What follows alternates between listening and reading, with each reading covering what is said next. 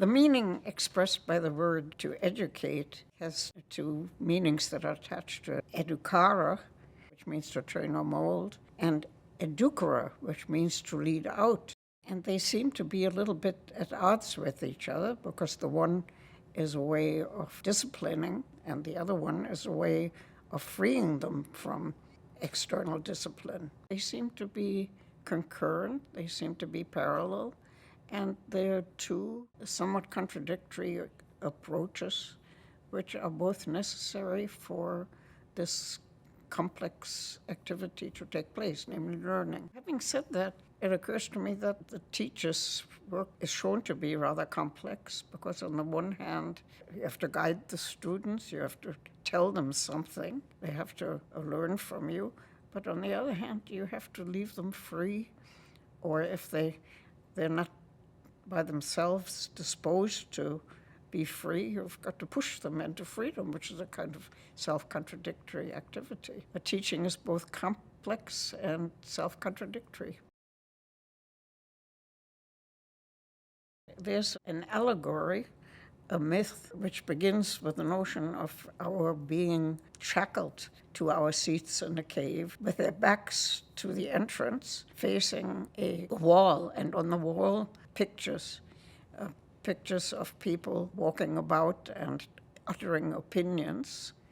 And those opinions, what the people who sit shackled in the cave learn and believe in, then a kind of freeing activity occurs. Someone comes and twists you around to the mouth of the cave and makes you leave it. And that is an activity which is, on the one hand, a compulsion, but on the other hand, it's a compulsion to freedom. So again, there is that curious self-contradiction that education involves, namely that it is partly compulsion and partly freeing. Students react differently to being dragged out of that cave, that is, out of that darkness. Some accept it and even welcome it, and they're easy to lead. That might turn out to be a difficulty because they might be too easy to lead. Others resist, and they don't want to be dragged. They want to stay.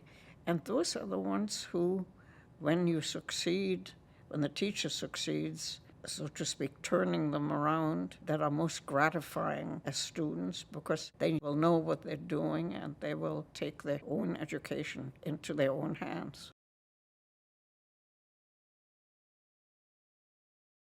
You have the ambition to get behind the opinions which you're not necessarily rejecting, but which you're trying to ground. That leads you somehow deeper into the way things really are, or into the nature of things, so that the attempt to understand, to see what it is that is behind the opinions we commonly and rightly accept. Well, it's called philosophy. That's what it means to philosophize in the right way. Not necessarily to undermine or overthrow common opinion, but to get to the deeper truth that makes common opinion right opinion, sometimes.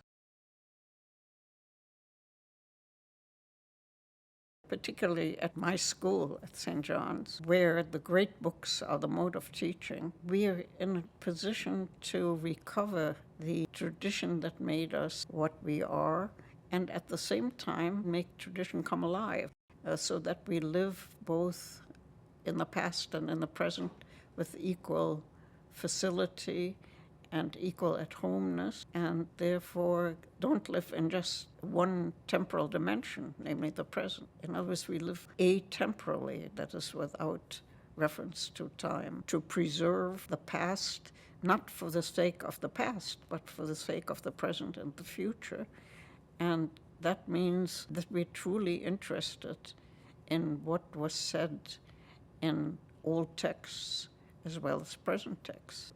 I think the straightforward answer, which some people might find disagreeable, is there are certain texts and certain writers who simply think more deeply than others.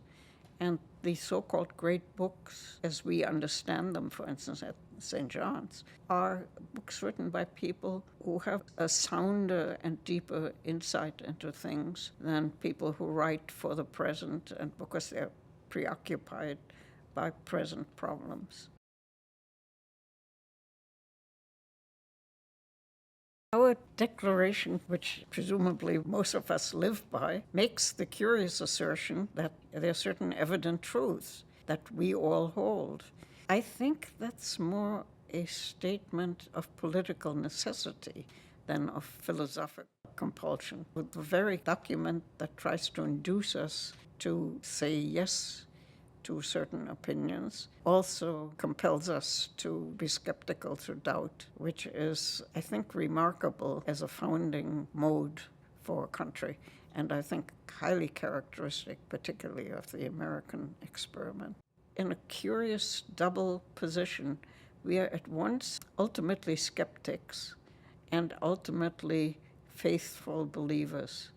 That is, we are skeptics about the particular truths that we assert. We are believers in that we live by those truths. It's probably the most humanly most fruitful way to live. It's an interesting question how the place you're born into or the place you find yourself in shapes your opinions. It's a question which is particularly alive for refugees like myself. I'm an immigrant, so the place I was born into is not the place that I live in, and yet it's the place that I live in that shapes my daily life. I think this is very vividly the immigrant's problem. How do we become Americans?